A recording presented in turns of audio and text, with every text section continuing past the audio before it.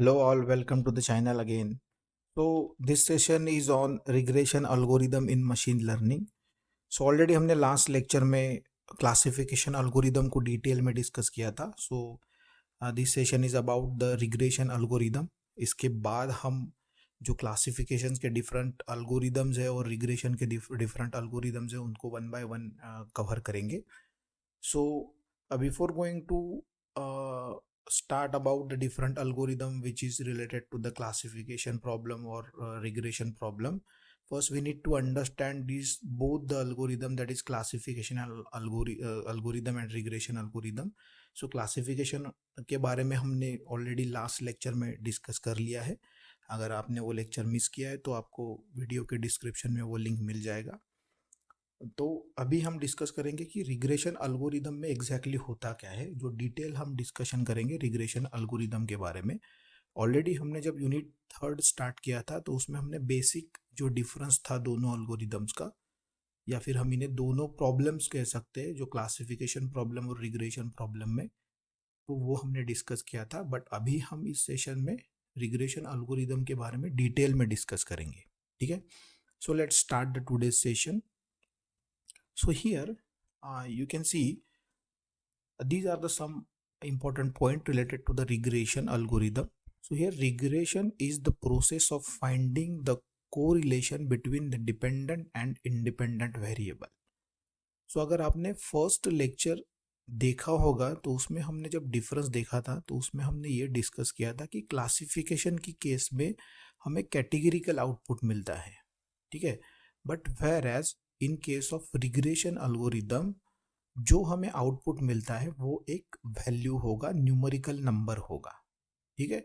But यहाँ पे regression के केस में क्या होता है ना कि हम correlation between the dependent and independent variable ये हम फाइंड आउट करते हैं. So basically the process of finding out the relation between the dependent and independent variable is known as a classification algorithm. हम इस तरीके से भी इसे कह सकते हैं. ठीक है.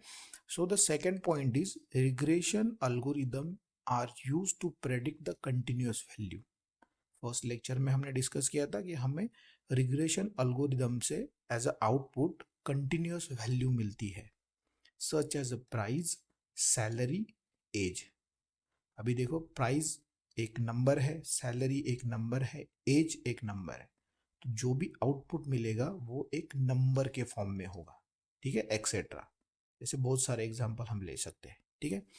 So it helps in predicting the continuous variable such as predicting the market trends, prediction of house price, etc. और ये कुछ एग्जांपल्स है.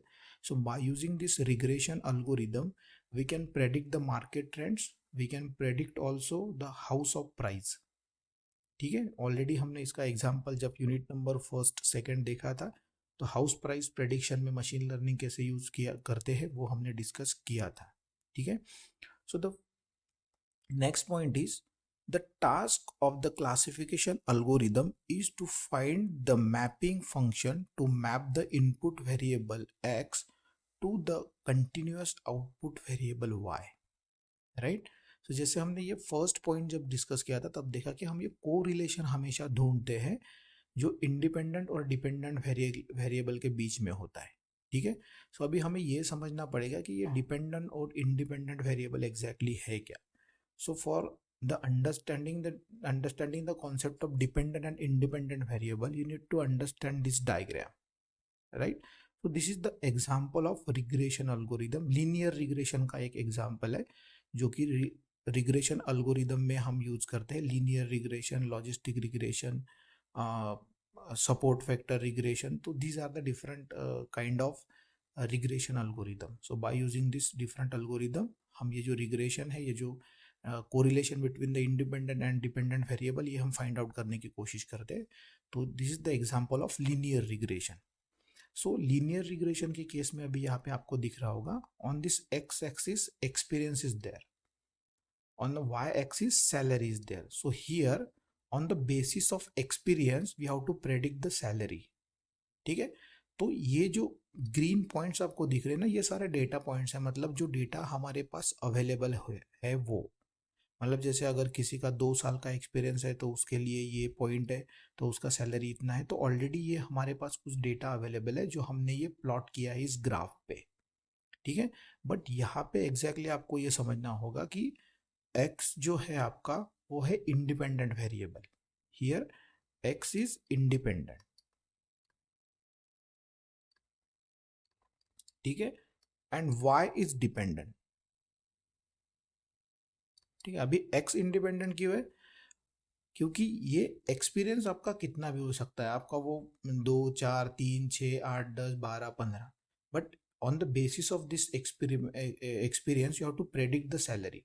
तो सैलरी आपका डिपेंडेंट हो गया किसके बेस पे? आपके एक्सपीरियंस के बेस पे। जैसे जैसे आप यहाँ पे देख सकते हो कि अगर एक्सपीरियंस बढ़ते जा रहा है तो आपका सैलरी का रेंज है वो भी बढ़ रहा है। So that's why this x is a independent and here this y is a dependent on this x, right? So here is the correlation between these two variable.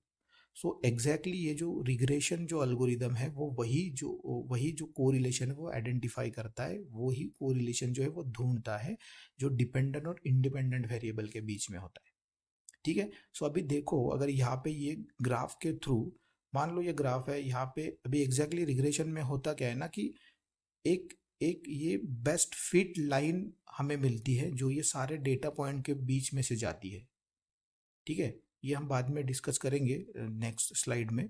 तो ये बेस्ट फिट लाइन के according वो हमें output provide करता है। जैसे for example जैसे ये बेस्ट फिट लाइन हमें मिल गया, अगर मान लो हमारे पास डेटा आता है जिसमें सैलरी है उसका 7 ईयर, सॉरी एक्सपीरियंस है 7 ईयर, ठीक है।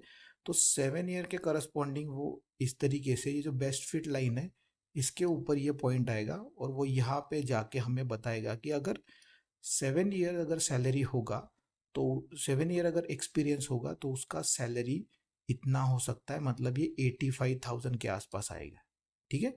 तो इस तरीके से ये हमें प्रेडिक्ट करके देगा। अगर मान लो किसी का एक्सपीरियंस 9 ईयर का है तो उसी तरीके से वो आपको ये प्रेडिक्ट करके देखा, ठीक है। तो ये जो बेस्ट फिट लाइन है ना उसके थ्रू ये हमें प्रेडिक्शन प्रोवाइड करता है, और ये बेस्ट फिट लाइन है ये हमें जो एक्चुअल जो डेटा पॉइंट्स है उन जो सारे डेटा पॉइंट में के बीच में से ये जाती है, ठीक है। तो ये इसके बाद एक और 2 3 कॉन्सेप्ट है इसमें, आपको लॉस फंक्शन के बारे में समझना होगा, एरर क्या होता है वो समझना पड़ेगा, ठीक है। तो वो हम नेक्स्ट स्लाइड में डिस्कस करेंगे। So here one more important we can say equation you have to remember here, y is equal to mx plus c। This is the straight line equation, आपने ऑलरेडी ये पढ़ा होगा, ठीक है। तो इसमें ये जो c होगा ये आपका इंटरसेप्ट हो गया, x is a independent variable, now this m is a slope, right? Now here this y is a dependent variable, right? This y is depend on this x अगर चेंज होगा तो उसके according y भी change होगा, ठीक है। तो इस तरीके से ये होता है रिग्रेशन अल्गोरिदम, इस तरीके से ये हमें प्रेडिक्शन प्रोवाइड करता है, ठीक है। So this is about the regression algorithm. Next slide पे हम चलते हैं, उसमें और डिटेल में हम रिग्रेशन के बारे में डिस्कस करेंगे। So here in regression we plot a graph between the variables which best fits the given data points. Using this plot the machine learning model can make prediction about the data. तो जैसे हमने last वो graph के इसमें देखा था, जो best feed जो लाइन हमें मिलेगा उसके करस्पॉन्डिंग जो भी हमें प्रेडिक्शन है वो ये प्रोवाइड करेगा मशीन लर्निंग जो भी मॉडल है वो हमें प्रोवाइड करते जाएगा, ठीक है। So here again in a simple word the regression shows a line और curve that passes through all data points. मतलब वो इस तरीके से एक लाइन बना देगा कि वो जो सारे डेटा पॉइंट के थ्रू वो पास होके जाएगा, ठीक है, data points on the target predictor graph in such a way that the vertical distance between the data points and the regression line is minimum. अभी इसका मतलब क्या हुआ कि वो इस तरीके से लाइन बना के देगा, एक बेस्ट फिट लाइन बना के देगा कि वो हर एक डेटा पॉइंट से होते हुए जाएगी और उसका जो वर्टिकल डिस्टेंस होगा एक्चुअल पॉइंट से वो लाइन तक का वो मिनिमम होगा हर एक पॉइंट के लिए। सो फॉर एग्जांपल अगर ये एक मैं आपको जैसे बताऊं तो ये हो गया आपका एक्स एक्सिस और ये हो गया वाई एक्सिस। वही हम सेम एग्जांपल लेते हैं, जैसे यहाँ पे होगा एक्सपीरियंस और यहाँ पे होगा सैलरी। ठीक है, तो मान लो यहाँ पे ये कुछ हमारे पास जो ऑलरेडी डेटा पॉइंट्स अवेलेबल है वो हमने यहाँ पे प्लॉट कर दिए हैं। स्कैटर प्लॉट के थ्रू हम ये देख सकते हैं। ठीक है, सो ये अल्गोरिदम क्या करेगा ना क्लासिफिकेशन में कि ये एक बेस्ट फिट लाइन बना देगा, इस तरीके से एक लाइन बना देगा। ठीक है, so here y is equal to m x plus c, straight line, right. तो यहाँ पे ये जो पॉइंट है ना, ये हमें यहाँ पे अच्छी तरीके से समझना पड़ेगा। The vertical distance between the data point and the regression line is minimum. मतलब ये जो डेटा पॉइंट्स है ना, ये जो वर्टिकल डिस्टेंस हो गया, ये उसके बाद ये डिस्टेंस, ये डिस्टेंस, ये डिस्टेंस, ये डिस्टेंस और ये पॉइंट का डिस्टेंस। सो ये ए बी सी डी, सो ये जो डिस्टेंस होगा ना, ये कम से कम होगा हर एक डेटा पॉइंट का। तो इस तरीके से ये हमें लाइन प्रोवाइड करेगा। और ये जो डिस्टेंस है ना, इसे हम कहते हैं एरर। ठीक है, so error is nothing but the difference between the predicted value and actual value. जो एक्चुअल जो वैल्यू है और जो प्रेडिक्टेड वैल्यू है, उन दोनों का डिफरेंस हमें मिलता है एरर। इसी को हम कहते हैं लॉस फंक्शन और इसी को हम कहते हैं कॉस्ट फंक्शन। ठीक है, and here one more important thing you have to remember, we are always trying to minimize the loss function or cost function, और we are always trying to minimize the error। जितना ज़्यादा error कम होगा उतना आपका prediction का accuracy ज़्यादा होगा। ठीक है, तो आपको ये इस तरीके से समझना है। So this is called as a best fit line. ये जो है वो बेस्ट फिट लाइन, ये सारे डेटा पॉइंट से जाती है। और ये जो वर्टिकल डिस्टेंस जो होता है प्रेडिक्टेड वैल्यू से और एक्चुअल से, ये हमेशा कम होगा। इस तरीके से वो लाइन ड्रॉ होगी। ठीक है, so this is about the we can say the mathematical intuition behind the regression model. So इसके पीछे मैथमेटिकल टर्म्स है, वो हम जब आगे आएंगे तब हम वन बाय वन देखेंगे, जब एल्गोरिदम देखेंगे। So this is about the classification algorithm we can say. तो इस तरीके से आपको ये समझना है। So the last point is the distance between the data point and lines tells whether the model has captured a strong relationship और not. So ये जो डिस्टेंस है ना, ये हमें बताता है कि ये मॉडल का जो रिलेशन है वो कितना अच्छा। मान लो एक कोई डेटा पॉइंट इधर है, तो ये डेटा पॉइंट इधर है और ये बेस्ट फिट लाइन यहाँ पे है, तो ये डिस्टेंस है ना, ये बहुत बड़ा हो गया। ठीक है, तो ये डेटा पॉइंट है ना, ये ज़्यादा कोरिलेट नहीं करता हो। ठीक है, so if the distance is minimum that means the correlation between the data point is greater. So आपको इस तरीके से समझना है, स्ट्रॉन्ग रिलेशनशिप और नॉट। तो जो डिस्टेंस इस तरीके से लाइन बनेगा कि आपका जो ये जो डिस्टेंस होगा वर्टिकल डिस्टेंस, वो कम से कम होगा। इस तरीके से वो सारे डेटा पॉइंट में से एक स्ट्रेट लाइन बनाएगा। ठीक है, so on the basis of this we can predict the we can say that we can predict the output which is in a numerical value in case of regression model. Now next is the terminology related to the regression analysis. So here हमने already last first slide में dependent variable, independent variable, इसके बारे में discuss किया। So these are the different important term related to the regression that we have to understand here. So the first one is a dependent variable. So dependent variable क्या है, क्योंकि जब भी हम रिग्रेशन मॉडल के बारे में बात करेंगे ना, तो ये जो सारी टर्म्स है ना, वो हम कंटिन्यूसली उसमें यूज करेंगे, इसके बारे में हम बात करेंगे। So these are the important term related to the regression algorithm जो आपको पता होनी चाहिए। ठीक है, so first is a dependent variable, जो हमने लास्ट में देखा, लास्ट स्लाइड में देखा। So y is a dependent variable, जो आउटपुट हमें मिलेगा वो डिपेंडेंट वेरिएबल होगा। It is also called as a target variable, target output. ठीक है, सो वो y। इंडिपेंडेंट वेरिएबल क्या होगा, तो independent variable the factor which affect the dependent variable. जो फैक्टर डिपेंडेंट वेरिएबल को अफेक्ट करेगा उसे हम इंडिपेंडेंट वेरिएबल कहेंगे, also called as a predictor, को जिसको यूज करके हम प्रेडिक्ट करने वाले हैं।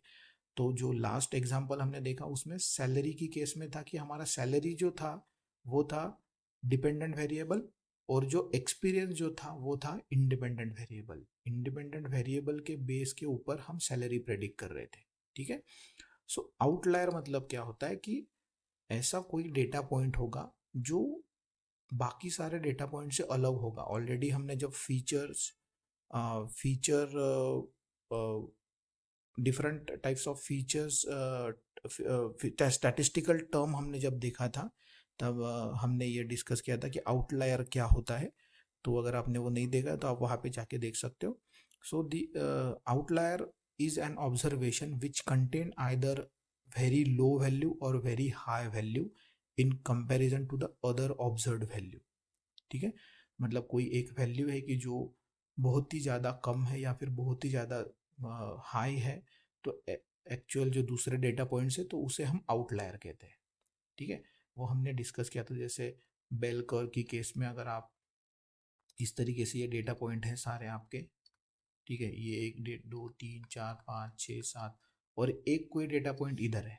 ठीक है, तो ये जो सारे डेटा पॉइंट्स है, इसके कंपैरिजन से ये जो डेटा पॉइंट है ये बहुत ज़्यादा अलग है, मतलब अलग जगह पे है। ठीक है, सो ये डेटा पॉइंट एक दूसरे के पास है और ये बहुत ज़्यादा अलग है, इसे हम वेरी हाई कह सकते हैं, जो कि बहुत ज़्यादा डिस्टेंस पे है। तो ऐसे जो भी डेटा पॉइंट्स हो गए ना, उसे हम कहेंगे आउटलायर। ठीक है, तो जब भी हम ये रिग्रेशन मॉडल जब भी हम डेवलप करते हैं, तब हमें सबसे पहले जो फीच ईडीए जब हम परफॉर्म करते हैं, तो उसमें ये जो सारे आउटलायर्स वगैरह, आउटलायर रिमूवल टेक्निक्स वगैरह, ये हम यूज़ करके ये जो डेटा क्लीनिंग प्रोसेस है वो कंप्लीट करते हैं। ठीक है, so the next important term related to the regression analysis is a multicollinearity. If the dependent variable are highly correlated with each other, then other variable, if the dependent variable are highly correlated with each other than the other variable, मतलब ऐसे कुछ independent variable होंगे कि जो एक दूसरे से भी कोरिलेट करते होंगे, हाईली कोरिलेट करते होंगे। ठीक है, सो अगर ऐसे कुछ वेरिएबल्स डेटा सेट में अवेलेबल है, तो उस कंडीशन को हम कहते हैं मल्टी कोलिनियरिटी।